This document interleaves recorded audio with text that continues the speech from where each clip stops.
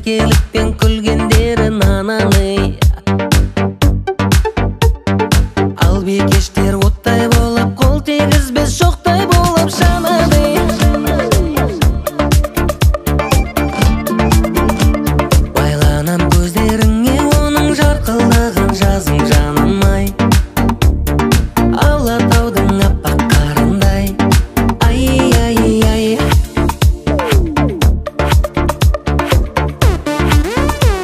Айналдым ақ жүзінен оның жадыратқан Достаточной связи вот, региональных автономий с федеральной. И что обязательно эти связи должны укрепляться с нашей стороны.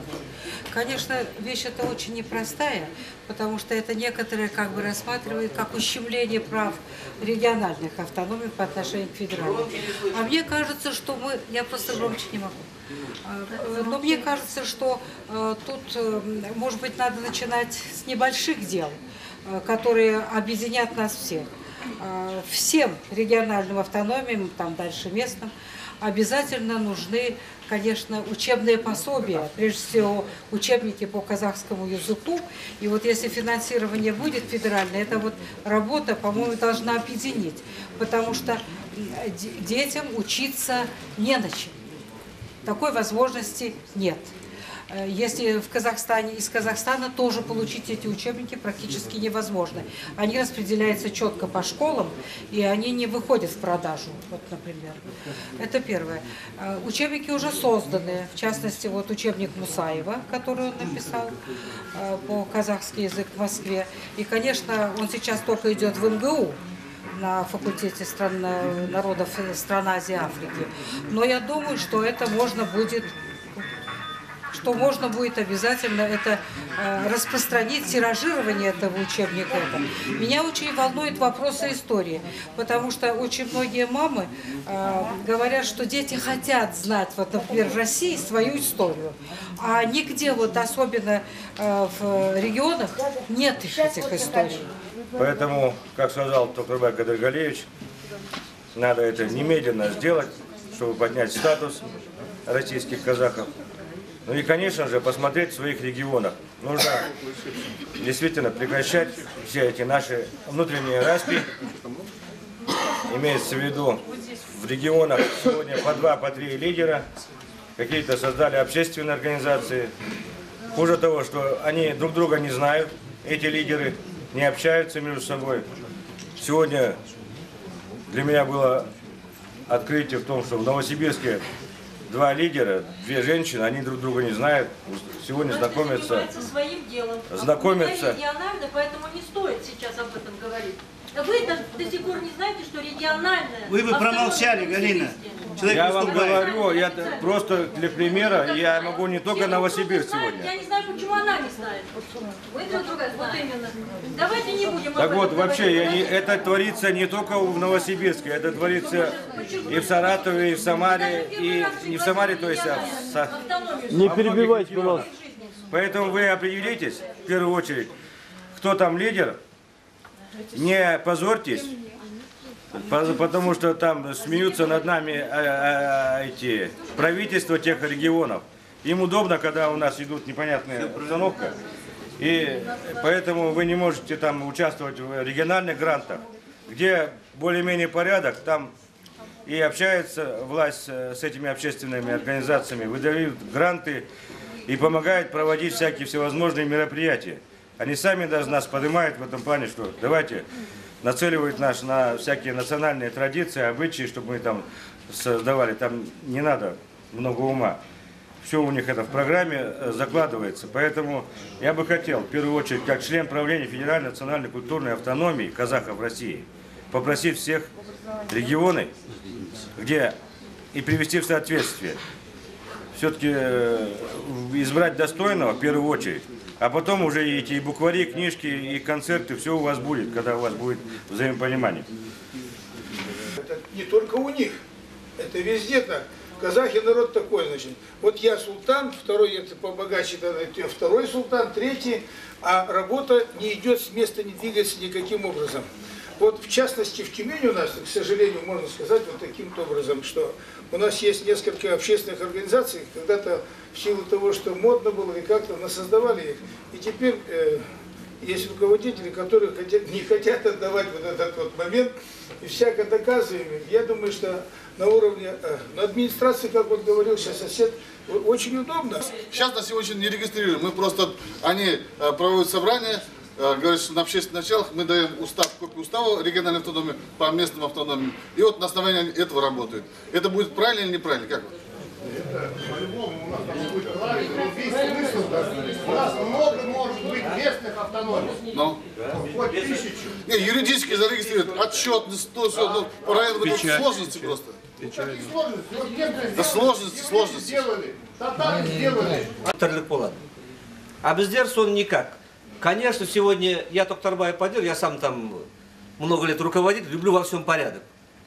Я тоже, и как Сагит Кудыбаевич, да, можем в чем-то с ним не соглашаться. Ну, в каких-то деталях, технической части. Но в целом с Токтарбаев не согласиться нельзя. И поэтому мы, уважая себя, уважая как казахи России, должны объединяться под одним человеком. Он нас собирает, пожалуйста, высказывайтесь. Есть трибуны, где можно обменяться мнениями. А бірақ енді былай тартамыз, ал ана інчегіміз айтты ғой. Қазақтарды бастарын қосуға бір жау керек. Вот каждый регионда жау. Енді вот я готов, саратовские казахи, біздер тоже, как у вас в Новосибирске, как и везде, наверное, там есть. Екі ағайын бір пешет ұстап отырады, дым істемейді. А біздер деген азаматтар жиналып, көбі Саратовта енді бәрі де өздеріміз ақшамызды салып, сол тіл, школ керек па, Наурыз керек, бәрін өткізіп жатыр. Токтарбай, мы тебя, конечно, поздравляем. Вот для меня распирает город за то, что хоть наш российский казах сегодня в президиуме. Это вот кто за это время сделал? Осында тұрып айтыңызшы, мен болам деп осы, тоқтар, болмайсыңыз. Бәрді, вот я всех обошел, от Москвы до, не знаю, до Новосибирска. Жоқ. Почему рядом с ним встали тогда еще? За то, что он нас собрал, объединил и сделал. Токтарбай, енді мое пожелание. У меня один друг татарин есть. Он говорит, надо с казахами, знаешь как? 2 раза быть хитрее, 2 раза мудрее, 2 раза умнее. Тогда их можно победить. По-другому не победишь никак. Сагит Кудыбаевич, 1 минуту, наш старейшин. Я просто полностью присоединяюсь к сказанному. Я обращаюсь к вашей гордости. Давайте будем горды. Давайте сделаем так, чтобы нам не было стыдно в следующий раз. Сегодня мне стыдно. То, что вы на местах не можете договориться между собой. Стыдно. Стыдно за казахов. Давайте, чтобы нам не было стыдно.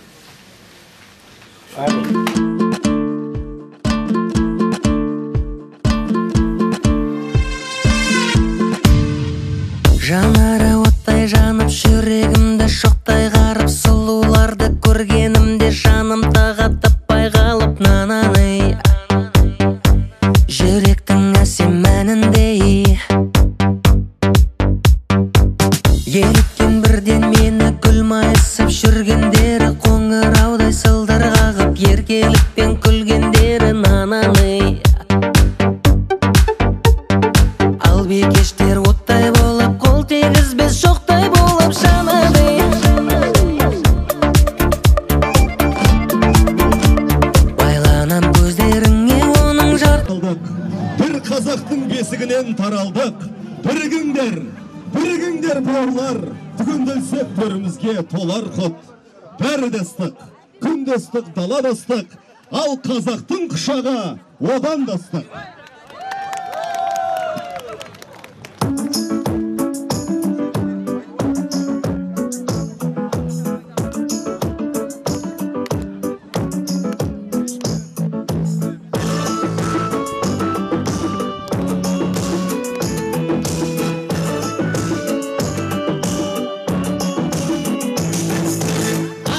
Tuğan varmasın, tatarım tügel karmasın, kıyadan kalın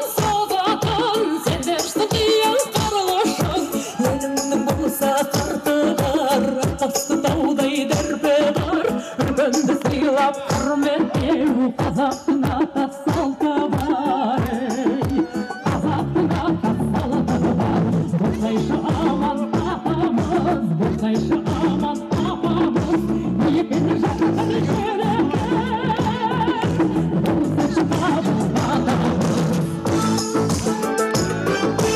Арбасын ақсыл ағалар, ағалары жырғыл жағалар, сіздердей ақсыл болмасай, біздерді кімдер бағалар.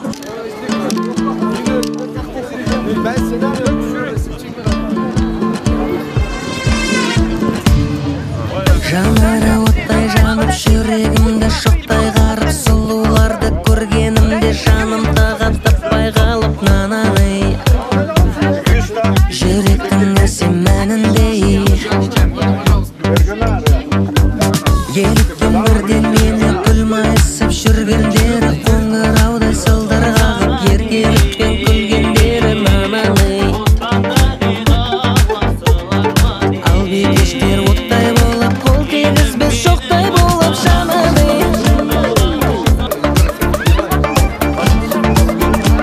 Байланып көздеріңе оның жарқылдаған жазым жанылмай, Алатаудың аппақ қарындай. Ай, ай, ай.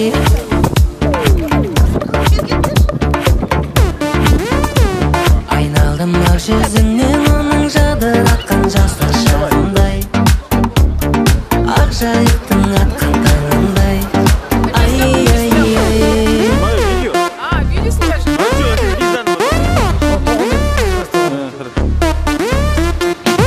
Сырларын білгізбеген біз құлпырған гүлміз деген, жігіттерге арман болып қол жеткізбей жүрміз деген данандай. Жарасқан жанның сәніндей, көңілдің ырғақ әні қандай тәтті тіл қатқаны, тылсым сыры бұл өмірдің шешілмеген жұмбақтары, нанандай. Ал бикештер оттай болып, қол тигізбес шоқтай болып жанады.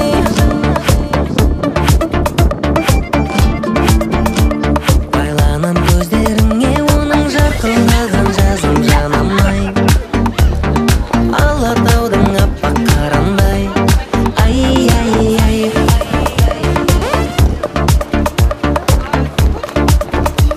Айналдым ақ жүзінен оның жадыратқан жастық шағындай, ақ жайықтың атқан таңындай. Ай, ай, ай.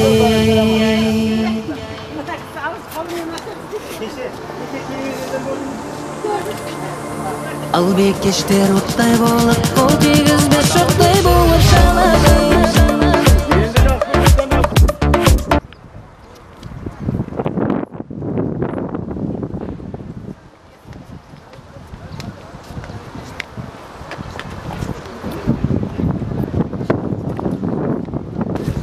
Ақтөбе облысы.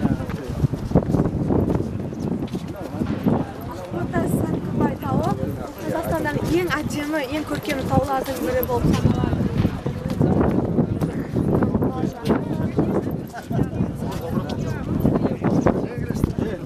Ал енді Қызылорда облысы. Қызылорда облысында бізде көптеген атақты адамдар туылған болады. Көп тұрғандарымыз Арал теңізі. Мынау не облыста болып кетеді шығарды? Мынау не облыста? Всю страну обошли, объехали. Только естественно. Иә. Ең басты жер қажет көрсету керек.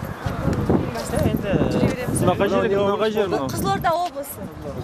Мына көріп тұрған Япония және Қытай халық мәдениетшілері, орыс, неміс халықтарының мәдениетшілері, бұлар бұл жерде қойылмаған, әшейін қоя салған, себебі автомекенде басқа жер болған. Сіз осы жерді таныстыратын несіз ғой? Міне байқоңыр, білесіздер ғой, байқоңырда ең бірінші ғарыш көшеден ұшқан болады. Сағатымызда болып екен көрсетті. Құрманғазы мемориалдық кешені бұл жерде болған кезде, жел тұрған кезде қобыздың дыбысы шығады. Себебі жел көп тұрады. Бұл жердегі ең үлкен медициналық орталық. Бұл Қазақстанның территориясы ғой негізі, айтып тұрғаныңыз, е? Мынау өзі Қазақстан Наш мен облысы ма? Оңтүстік Қазақстан облысы. Анық 3-4 бала алып келші.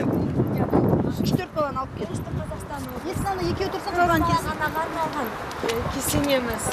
Ахмет Яссауиға арналған кесене. Ахмет Яссауидің ата-аналарына арналған кесенелер. Қаратау деп атады. Біріншісі қара болып көрінеді ғой. Анам болса отырар. Нестер отырар қыласың? Анам отырар? Отырар әні. Алтай жоңғарларға берілмесін алып тұрған болады.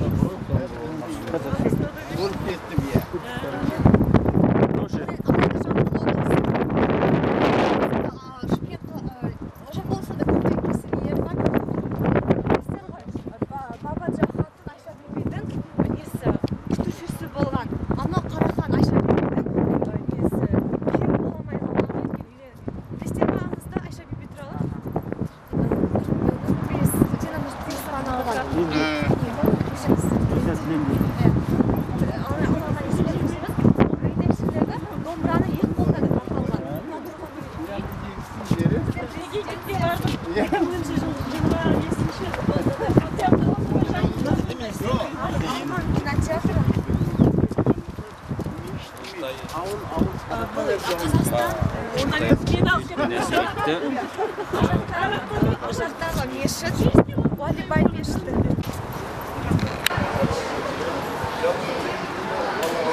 Жанымды шақырып алдым аға. Жанымды шақырып алдым biraz.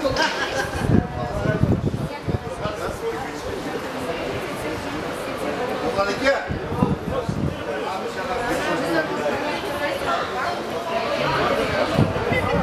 Öşek. Lan başı veresin mi? Қай кірісі? Қай жақ кірісі? Сол жағы, сол түстік жағы. Аэропорттан осыдан кірдеді ғой. Аэропорттан келгенде... Аэропорттан келген ана Хан Шатыр жолында.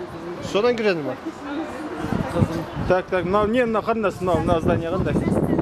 Ана ошақ үшеуі. Ол үшеуі Северный Сен деп аталады. Микрорайон ба? Шығыласы. Бұл Жүйе кешен. Не, жилой дом ба? Адамдар тұрады. Мыналар ше мына біреулер? Бұлар экспо-центр дейді. Көрме центр. Көрме центр, иә? Так. Кеткен балас қонақ үйіне.